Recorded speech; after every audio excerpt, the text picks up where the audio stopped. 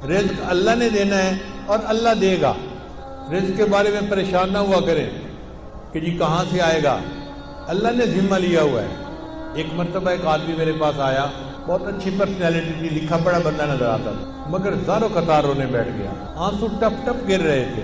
میں بھی پریشان ہوا کہ یہ بندہ بہت ہی دکھی ہے جو اتنا رو رہا ہے. خیر تھوڑی دیر کے بعد میں نے ان سے پوچھا کہ جی آپ بیٹھے رو ہی رہے ہیں, آپ کوئی بات کریں.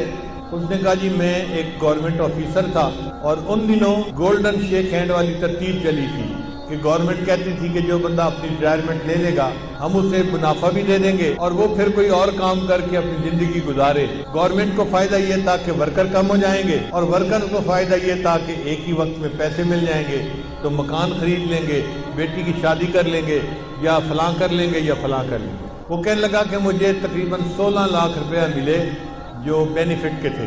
میں نے اور بیوی نے مشورہ کیا کہ ہم اس کو رکھ دیتے ہیں اور اپنے گزارے کے لیے میں کہیں پہ جاب کر لیتا ہوں چھوٹی موٹی, اور روٹی ہم کھا ہی لیں گے اور یہ پیسے بچوں کی تعلیم اور ان کی شادیوں کے کام آئیں گے. کہنے لگا کہ میرا ایک دوست تھا, میں نے کئی باتوں باتوں میں اس کو بھی بتا بیٹھا کہ مجھے گورنمنٹ سے 16 لاکھ ملے ہیں اور میں نے رکھ دیے ہیں. اب وہ بندہ میرے پیچھے پڑ گیا کہ ایک کاروبار ہے اور بڑا نفع ہے, اس میں بڑا فائدہ ہے, اس میں بڑا فائدہ ہے, اور اگر تم پیسہ لگاؤ تو محنت میں کروں گا اور تمہیں گھر بیٹھے بٹھائے پیسے مل جائیں گے. کہتا ہے کہ مجھے ڈر تھا کہ نہیں, تو میں اس کو نہ کرتا رہا. بالآخر ایک دن میری بیوی نے پوچھا کہ کیا مسئلہ ہے, تم کسی گہری سوچ میں ڈوبے نظر آتے ہو, کیا پریشانی ہے؟ تو میں نے اسے بتا دیا کہ میرا ایک دوست ہے وہ مجھے کاروبار کے لیے کہہ رہا ہے. بیوی نے مشورہ دیا کہ آپ ایسا کریں کہ اس کو 16 لاکھ نہ دیں, اس کو 8 لاکھ دے دیں اور دیکھیں 8 لاکھ کا وہ آپ کو کیا فائدہ دیتا ہے, پتہ چل جائے گا 1 سال میں.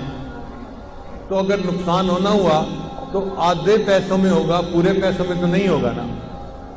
کہتا ہے مجھے بات اچھی لگی اور میں نے 8 لاکھ روپے اس بندے کو دے دیا.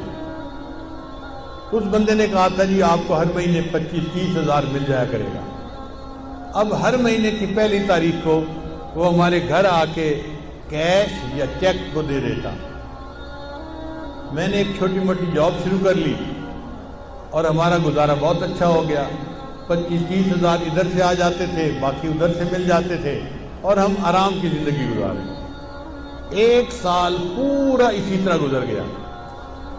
تو میری بیوی نے کہا کہ یہ تو بڑا اچھا کاروبار ہے کہ جس میں اتنے پیسے دینے سے ہمیں ہر مہینے اتنے پیسے مل جاتے ہیں.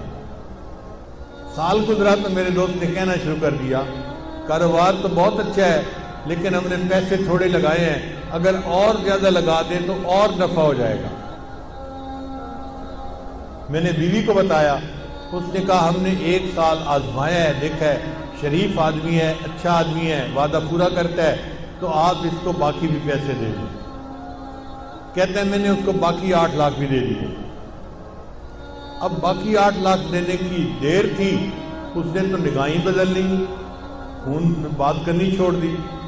میں مصروف ہوں, ابھی کال نہیں لے سکتا, میں بعد میں کال کروں گا, میں یہ کروں گا, میں وہ کروں گا. اور جو ہر مہینے پیسے دیتا تھا وہ بھی اس نے ڈیلے کرنا شروع کر دیے.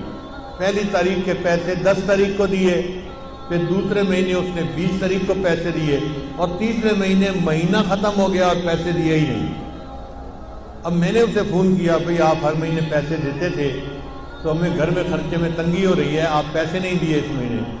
اور جی میں نے آپ سے بات کرنی ہے, میں 2 بندوں کو لا کے آپ سے بات کروں گا. اب بات اس نے کیا کی, اس نے کہا جی کہ مجھے تو کاروبار میں نقصان ہو گیا ہے اور 16 لاکھ کے 16 لاکھ ختم ہو گئے ہیں, تو میرے پاس تو پیسہ ہی نہیں آپ کو دینے کے لیے. اور جو بندے لے کے آیا تھا وہ بھی اسی کے سائز کے تھے, اسی طرح کے, وہ بھی مجھے سمجھانے لگے اور کہنے لگے کاروبار میں لاس بھی ہو جاتا ہے, پروفٹ بھی ہو جاتا ہے. اب آپ نے اگر 1 سال پروفٹ کھایا ہے تو لاس ہو گیا تو لاس کو بھی برداشت کر لو. کہنے لگا میں بڑا پریشان کہ میرے 16 لاکھ روپے ختم ہو گئے. کہتے ہیں اس سے میں مقدمہ تو کر نہیں سکتا تھا, نہ میں لڑ سکتا تھا, وہ لڑائی میں مقدمے میں مجھ سے زیادہ تیز تھا. لیکن مجھے گلٹ تھا اندر ایک میرے صدمہ تھا کہ یہ میرے بچوں کے لیے پیسے تھے, میں اس کو محفوظ رکھتا تو بچوں کی پڑھائی میں کام آتے, بچوں کی شادیوں میں کام آتے، میں نے بچوں کے پیسوں کو ضائع کر دیا، لہذا میں نے خود یہ غلطی کی۔ کہنے لگا کہ اب میرے اندر اتنا گلٹ ہے کہ بس ہر وقت آنسو بہتے رہتے ہیں اور مجھے سمجھ نہیں آتی کہ میں کیا کروں۔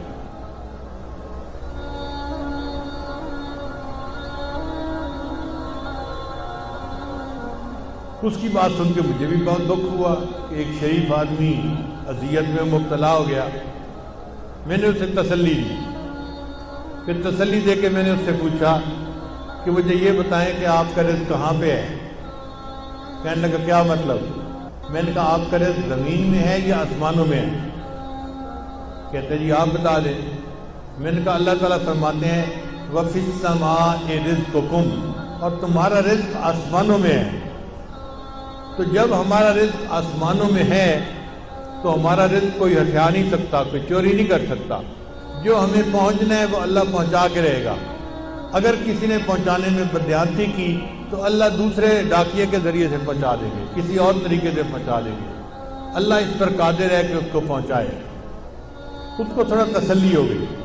میں نے کہا کہ دیکھیں آپ کا رزق تھا، اگر کسی نے آپ سے بددیانتی سے لے لیا آپ فکر مت کرو، اللہ آپ کو آپ کا رزق دوبارہ دے دیں گے، آپ پریشان نہ ہو۔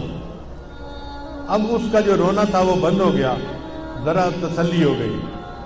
میں نے اسے بیت کے کلمات بھی پڑھا دیے اور اس کو کہا کہ بس اپنے دل سے معاف کر دو اور یہ عہد کرو کہ یا اللہ اس نے میرے ساتھ بددیانتی کی، میں زندگی بھر کبھی کسی کے ساتھ بددیانتی نہیں کروں گا۔ اس نے یہ بھی وعدہ کر لیا۔ پھر میں نے کہا اچھا یہ بھی میرا وعدہ کرو کہ جب اللہ آپ کو آپ کی ضرورت سے زیادہ پیسہ دیں گے تو آپ زکوٰۃ پابندی سے ادا کریں گے۔ اس نے یہ بھی وعدہ کر لیا۔ لو جی میں نے دعائیں دے کے اس کو رخصت کیا۔ رخصت ہوتے ہوئے مجھ سے پوچھنے لگا حضرت اب میں کیا کروں؟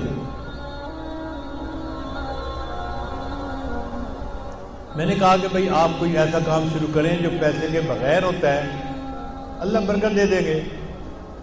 تو ہنس پڑا، حضرت پیسے کے بغیر تو کام کوئی نہیں ہوتا۔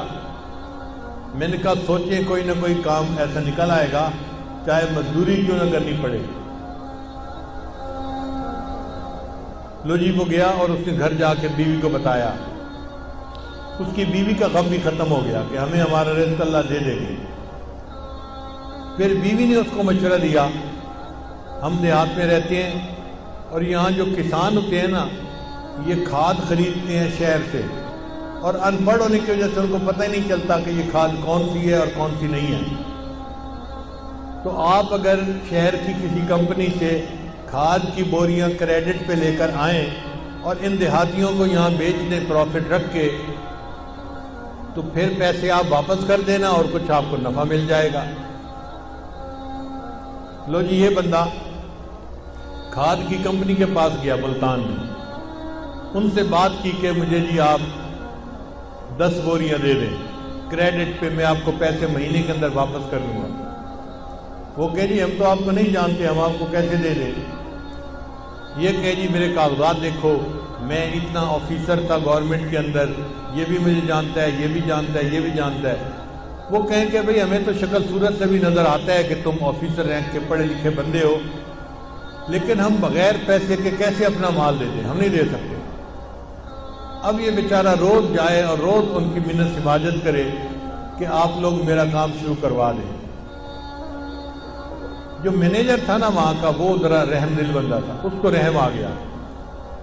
ایک دن وہ کہنے لگا دفتر والوں کو کہ بھائی اس کو 10 بوری کریڈٹ دے دو اور گارنٹی میری ڈال دو، اگر اس نے پیسے نہ بھی دیے تو 10 بوری کے پیسے میں ادا کر دوں گا کہ چلو مجھ سے غلطی ہوئی، لیکن اب اس بندے کو 10 بوری دے دو۔ اس بندے کو یہ 10 بوری مل گئی، یہ لے آیا، اس نے آ کے کسانوں کو بیچی، ہر بوری پہ 50-50 روپیہ اس نے نفع رکھ لیا، تو 10 بوری کا اس کو اچھا بھلا فائدہ ہو گیا۔ چنانچہ پھر یہ 10 کی جگہ 20 بوری لینے لگ گیا، پھر 30 بوری لینے لگ گیا، پھر 50 بوری کرتے کرتے ایک وقت آیا کہ کمپنی والوں نے کہا جی ہم آپ کو پورا ٹرک کریڈٹ پہ دے دیتے ہیں۔ اب اس نے کریڈٹ پہ ٹرک لیا اور لوگوں کو تقسیم کی کھاد اور ان سے پیسے لے کے واپس دے دیے۔ پھر 1 ٹرک سے 2 ٹرک اور 3 ٹرک اور ٹرکوں میں کام شروع ہو گیا۔ اللہ کی شان دیکھیں، کوئی 6-7 سال کا عرصہ گزرا ہوگا، یہ بندہ ایک دن میرے پاس واپس آیا، مجھے کہتے ہیں الحمدللہ حضرت آج میں 16 کروڑ کی پراپرٹی کا مالک ہوں۔ 16 لاکھ اس کے ضائع ہوئے تھے، اللہ پہ توکل کی، اللہ نے برکت رزق میں ایسی دی کہ 16 کروڑ کی پراپرٹی کا وہ مالک بنے۔ تو ہم کیوں اس معاملے میں شک میں پڑیں یا اپنے دل میں حرام لگائیں؟ دل میں تسلی رکھیں، اللہ نے جو ہمیں دیا ہے وہ اللہ نے ہمیں پہنچا کے رہنا ہے۔ جب اللہ نے پہنچا کے رہنا ہے تو ہم حرام کی طرف کیوں ہاتھ بڑھائیں؟